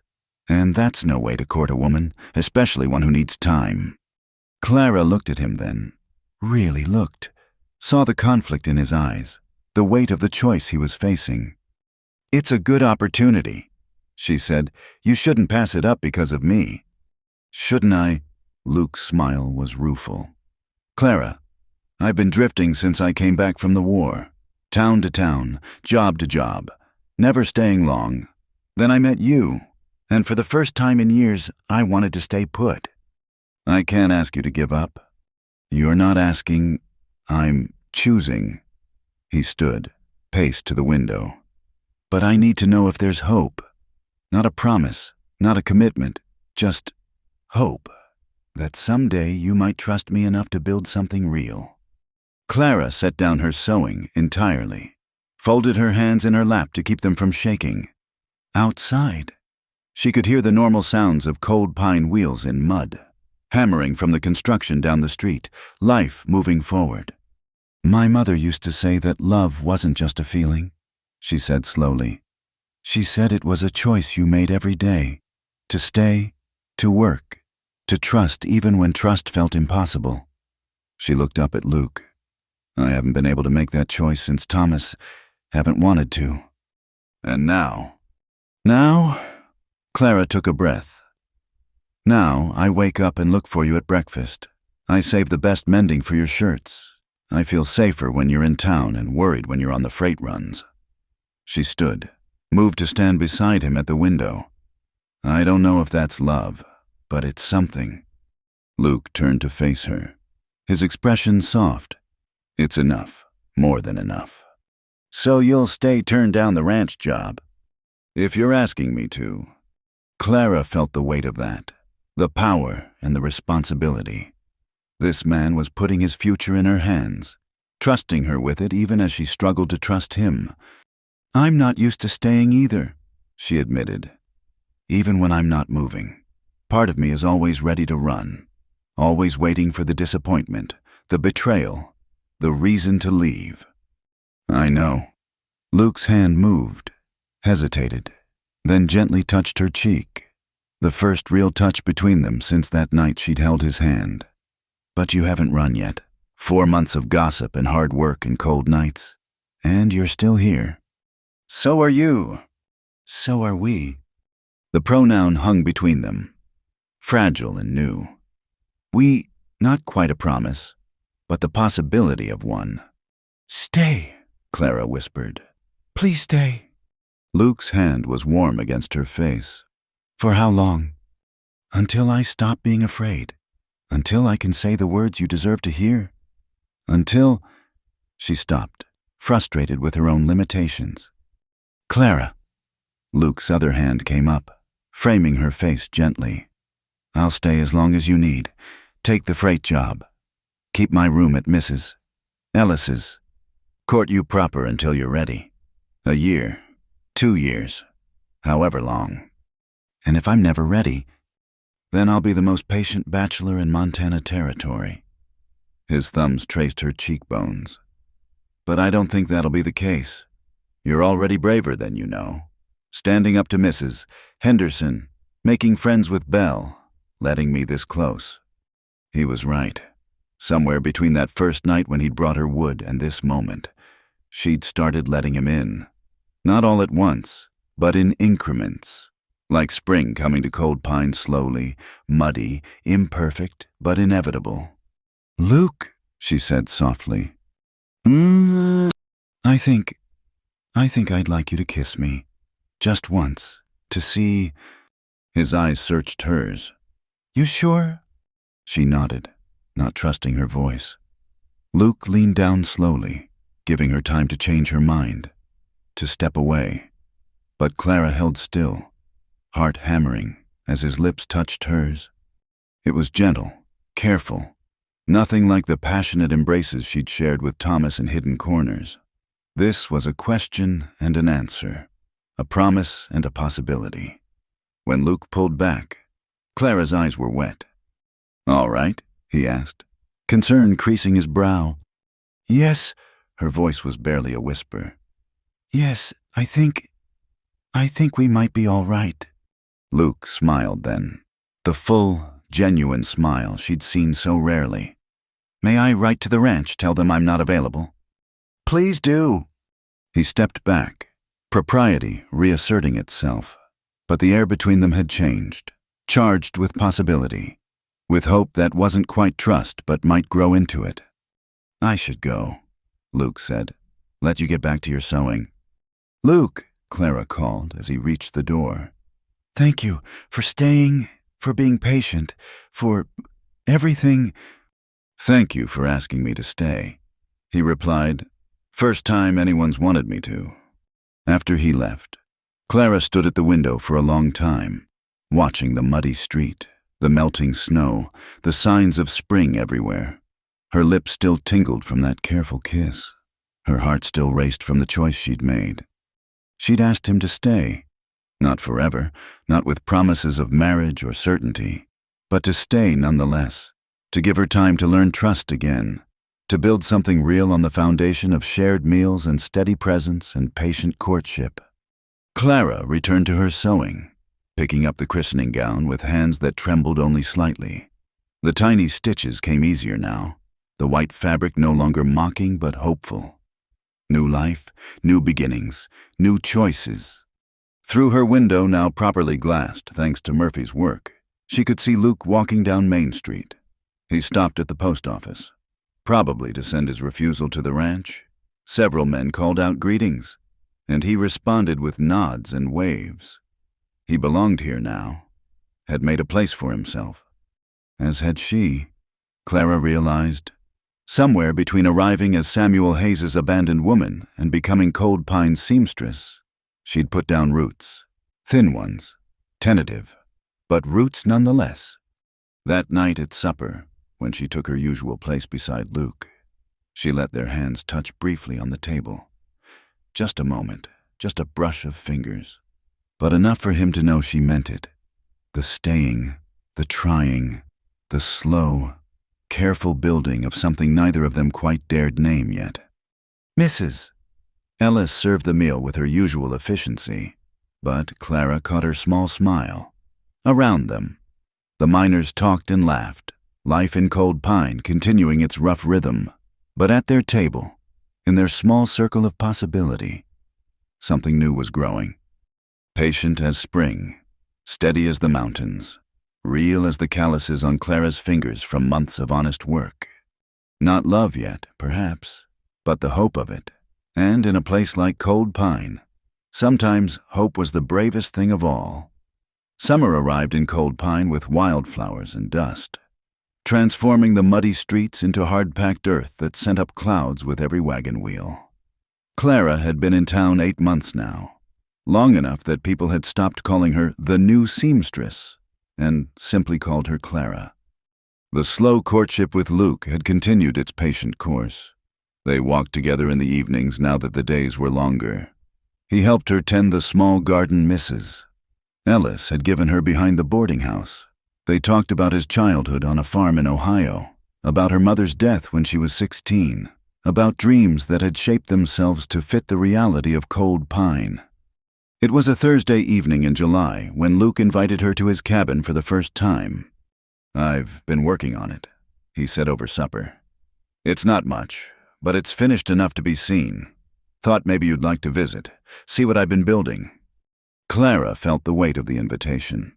Visiting a man's home, even in daylight, even with proper intentions, it was another line to cross. But she'd been crossing lines since the night her window broke. "I'd like that," she said simply. That Saturday afternoon, Luke called for her properly at the boarding house. "Mrs." Ellis watched them go with knowing eyes but said nothing. The town was used to them now, their careful courtship no longer gossip-worthy. The cabin sat on a rise just outside town, maybe a 20-minute walk. Luke had bought the land in spring with his savings from the freight runs. Clara had known he was building but hadn't realized how much he'd accomplished. It was small but solid. Logs fitted tight, roof shingled proper, a porch wrapped around the front, and she could see where he'd started a garden plot. Practical, sturdy, built to last like Luke himself. "It's not fancy," he said as they approached, "but the foundation's good, and there's room to add on. Eventually." Clara heard what he wasn't saying. Room for a family, room for a future, room for the life he hoped they might build together. Inside, the cabin smelled of fresh wood and sawdust. One main room with a stone fireplace, a kitchen area with a proper stove, a door leading to what must be a bedroom. The furniture was sparse but well made, a table and chairs, a rocking chair by the fireplace. "You built all this yourself?" Clara asked, running her hand along the smooth table surface. "Had help with the heavy lifting, Jim from the livery, some of the boys from the mine, but mostly, yes." Luke stood by the door, watching her explore his space. Wanted to have something to offer, something real. Clara moved to the window, looked out at the view of mountains and sky. "It's beautiful. Luke, could be more beautiful," he said quietly. "With the right touches, curtains, maybe rag rugs, the kinds of things that make a house a home." She turned to face him, understanding what he was really asking. 8 months of courtship, of patience, of slowly rebuilding her ability to trust. And now this, a home built with his own hands, waiting for her answer. "Luke, I'm not pushing," he said quickly. "Just wanted you to see, to know it's here when you're ready, if you're ever ready."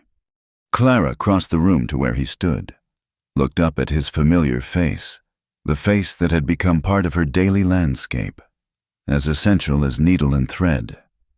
"I think about it," she admitted, "about what it would be like, to choose this, to choose you, to stop being afraid. And then I remember Thomas, remember Samuel, remember every promise that turned to ash." She reached out, touched his hand. "But then I also remember you bringing wood, you sleeping in a chair, you staying when you could have gone to the ranch." Luke turned his hand palm up, let their fingers intertwine. "I'm not them, Clara. I know. That's what terrifies me. You're good and steady and true, and I don't know what to do with that. Don't know how to trust it." "Then don't trust it yet," Luke said. "Just keep letting me show up. Keep letting me prove it, day by day." They stood there in his half-finished cabin, hands linked, the weight of possibility between them. Outside, a meadowlark sang, and the wind carried the scent of pine and summer grass. "I want to tell you something," Clara said suddenly, "about the night before I was supposed to marry Thomas." Luke waited, patient as always. "I couldn't sleep. Wedding nerves. I thought, so I went walking in the garden, trying to calm myself." She took a breath. "That's when I found them. And the worst part wasn't the betrayal. It was the relief. Relief. I realized I'd been dreading the wedding, dreading becoming Mrs. Thomas Hartwell. fitting into the life he'd planned for us. When I saw him with Margaret, my first thought wasn't heartbreak. It was, now I don't have to. Luke's thumb stroked across her knuckles. Maybe that's why it hurt so much, not losing him, but losing the chance to choose for yourself. Clara looked at him sharply. In 8 months, no one had understood that, not even herself until this moment. Yes, she whispered. Yes, that's exactly it. So choose now. Luke said simply, choose to stay or go. Choose to trust or not. Choose to take another step or stay where you are. But choose, Clara, for yourself, not because of what anyone else did or didn't do. The cabin was quiet around them. Afternoon sun slanting through the windows. Clara could hear her heart beating, feel the solid warmth of Luke's hand in hers. "Show me the bedroom," she said. Luke's eyes widened slightly, but he led her to the door, opened it to reveal a simple room, a bed with a quilt, his mother's again, a washstand, a wardrobe he'd clearly built himself, and on the far wall, a window that looked out on the mountains. "It's perfect," Clara said softly. "The whole cabin, it's perfect." "It's waiting," Luke corrected. "Like I am?" Clara turned to face him, still holding his hand. "I've been thinking about something Belle said months ago, about working girls sticking together, but also about how we all make choices about survival. She chose her way, I chose mine. Neither of us chose to be where we started, but we chose how to live with it. And now I want to choose something else. Not survival, not just getting through each day." She stepped closer to him. "I want to choose hope, choose trust, choose you." Luke's free hand came up to cup her cheek, the gesture achingly familiar. "Are you saying—" "I'm saying I think I'm ready," Clara whispered. "Not for a wedding, not yet, but for the next step. For believing this is real." She took a shaky breath. "I'm saying I love you, Luke Brenner, and I'm terrified, but I'm choosing it anyway." Luke's kiss was different this time. Not careful, not questioning, but sure and deep and full of promises that Clara finally believed he would keep. When they broke apart, both breathing hard, she saw tears in his eyes to match her own. "I love you too," he said roughly. "Have for months, maybe since that first night I brought you wood." "That long?" "You looked so determined, so brave, sitting in that cold room with your back straight and your chin up, ready to face whatever came." He kissed her forehead. "Made me want to be brave too, to stop drifting and build something worth having." They moved back to the main room, propriety reasserting itself, but charged now with new understanding. Luke made coffee on his new stove, and they sat at his handmade table, planning tentatively. "I'll need time," Clara said, "to finish the orders I have, to save a bit more, to—" She gestured helplessly. "To get used to the idea of being happy. Take all the time you need." Luke assured her, "The cabin's not going anywhere. Neither am I." They walked back to town as the sun set, hands linked openly now. Let people see. Let them know that Clara Mayfield had made her choice, on her own terms, in her own time. That night in her room, Clara sat at her sewing table but didn't pick up her needle. Instead, she let herself imagine curtains for Luke's windows, a rug by the fireplace, her sewing table in the corner where the light was best, a life built stitch by stitch, choice by choice, into something whole and good and hers. She thought about trust not as something given all at once, but built slowly, like a cabin, log by log, nail by nail, until you had walls strong enough to keep out the storm. Luke had been building that trust for 8 months, and finally, Clara was ready to move in. Not tonight, not tomorrow, but soon. When the curtains were sewn and the courage was gathered and the last ghost of Thomas Hartwell had faded completely.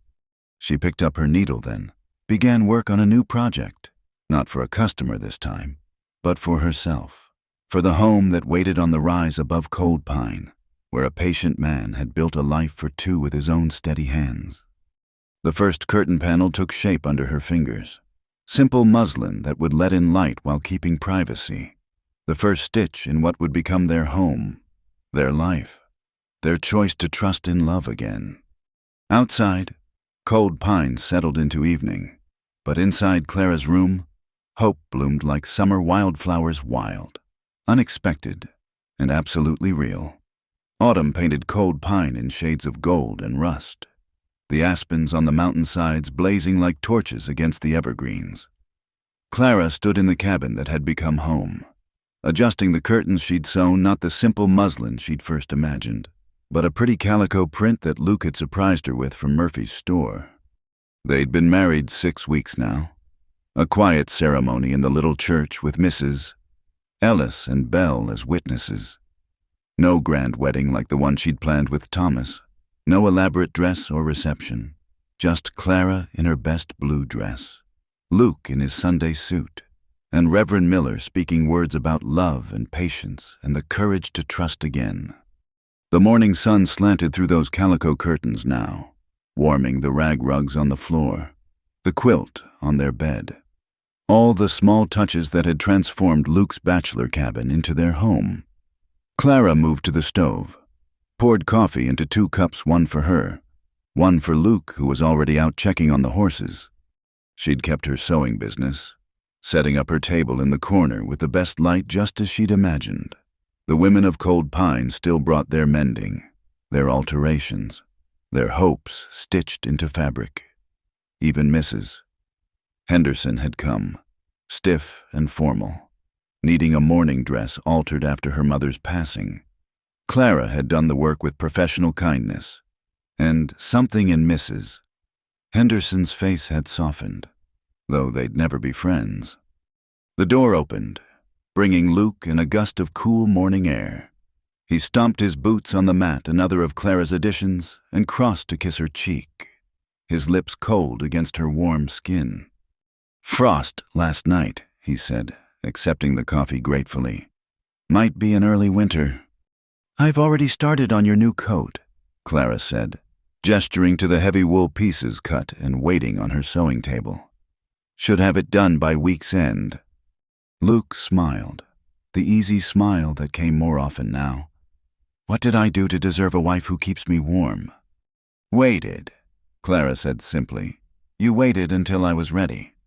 They stood together by the window, looking out at their small piece of Montana territory. The garden had yielded well potatoes and carrots stored in the root cellar.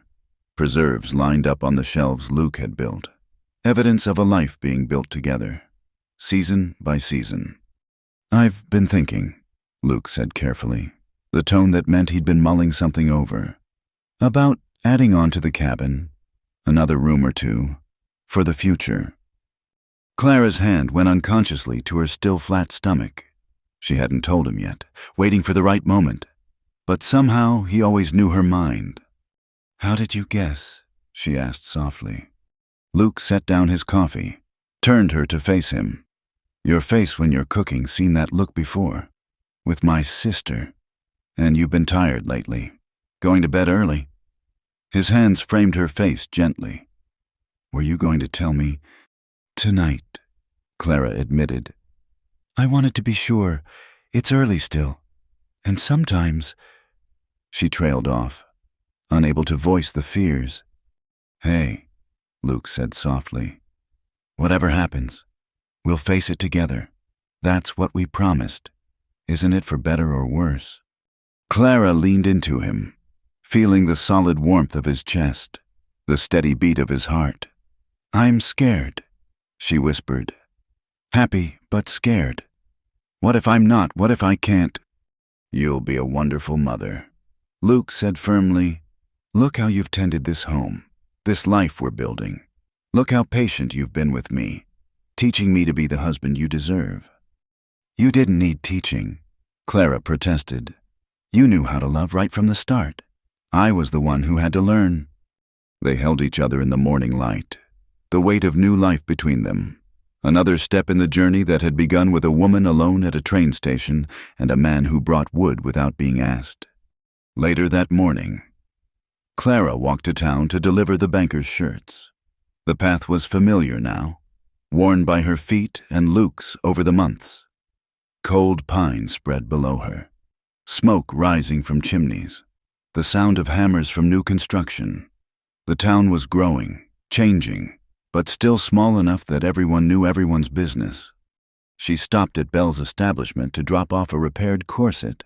Belle herself answered, dressed in a wrapper but with her hair already elaborately styled. Clara Belle embraced her warmly. They'd become true friends over the months, bonded by being working women in a hard place. "You're glowing this morning. Any particular reason?" Clara felt herself blush. "Perhaps, but it's early to speak of it." Belle's eyes sharpened with understanding. "Well, when you're ready to speak of it, I'll be first in line to spoil that baby rotten. Aunt Belle has a nice ring to it. Don't you think—" Walking back through town, Clara passed the boarding house where she'd spent those first difficult months. Through the window, she could see another woman at what had been her sewing corner, a new arrival, perhaps finding her own way in Cold Pine. Clara thought about stopping, offering advice or encouragement, but decided against it. Everyone had to find their own path. That evening, as she and Luke sat by their fire, she told him properly about the baby, watched his face transform with joy and wonder and that edge of fear that every expectant father must feel. "When?" he asked, hands splayed protectively over her stomach. "Spring.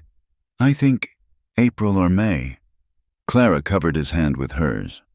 "When the wildflowers bloom." "We'll definitely need that addition," Luke said, already planning. "A proper nursery, maybe a bigger kitchen too, and—" "Luke," Clara interrupted, laughing. "We have time. Let's just be here now, in this moment." He pulled her closer, and they sat quietly, watching the fire dance. Outside, an early snow began to fall, dusting their small corner of the world in white. But inside was warmth and light and the quiet miracle of lives intertwined. "Do you ever think about what would have happened?" Clara asked suddenly. "If Samuel had met me at the train, if I'd gone back to Kansas City, if you'd taken that ranch job?" "No," Luke said firmly. "That's not our story. Our story starts with wood for a cold stove and builds from there. Everything before was just preparing us for this." Clara thought about that, about the strange paths that led to love. Her broken engagement, Samuel's betrayal, that terrifying first night in Cold Pine. All of it painful. All of it necessary to bring her here. To this cabin. To this man. To this life she'd chosen for herself. "I'm glad," she said softly. "For all of it.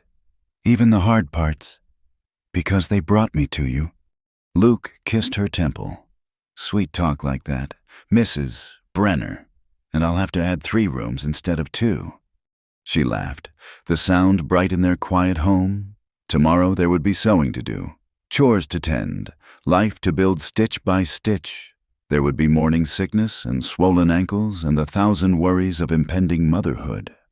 There would be winter storms and spring floods and all the challenges of life in a place that demanded strength. But tonight, there was just this, a man and woman who'd chosen each other, chosen trust over fear, chosen to build something lasting in a world that often seemed determined to tear things apart.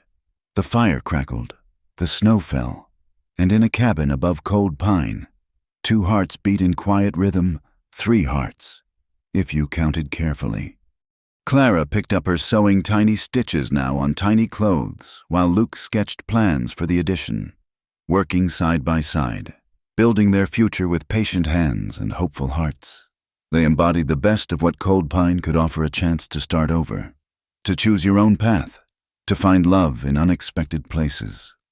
The candle burned low, the snow piled deep, but inside their cabin, all was warmth and peace. Clara thought of that scared and proud woman stepping off the train with one valise and no one to meet her. She'd traveled such a long way to get here, not just in miles, but in courage, in trust, in the willingness to believe that broken things could be mended. And as Luke banked the fire and they prepared for bed, as his arms came around her with the easy familiarity of married love, Clara knew the journey had been worth every difficult step. She was home not just in a place, but in a heart that had waited patiently for hers to be ready. The snow continued to fall on Cold Pine, covering the rough edges, making everything clean and new. And in a cabin on the rise, two people slept entwined, dreaming of spring and wildflowers and the new life that grew between them, patient as love itself. Thank you for listening to this story. I'd love to hear where you're listening from. Please share in the comments below so we can connect and discuss your thoughts about Clara and Luke's journey. If you enjoyed this tale from the American frontier, please subscribe to Wild West Stories 1850. Give this video a like and hit the hype button to help more people discover these stories of love, courage, and new beginnings in the Old West.